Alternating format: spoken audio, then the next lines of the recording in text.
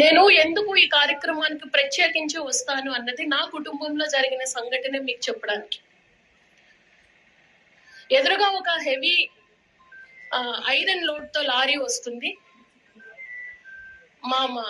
మా father mother travel చేస్తూ ఉన్నారు. Heavy iron load lorry vehicle ని హిట్ చేసింది.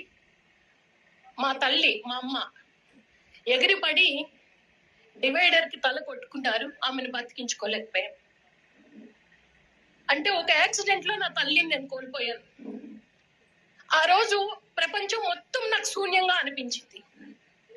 ఒక లారీ డ్రైవర్ నన్ను, నా అన్నయ్యని అనాథలను చేశారా అని.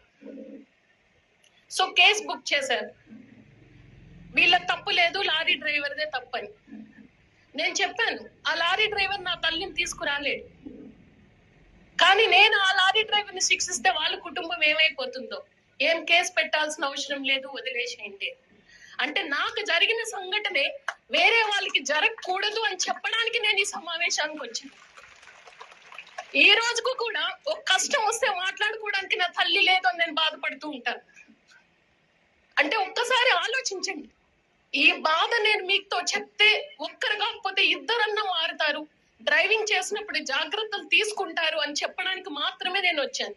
సో ఈ సందేశం ప్రతి ఒక్కరికి వెళ్ళాలి.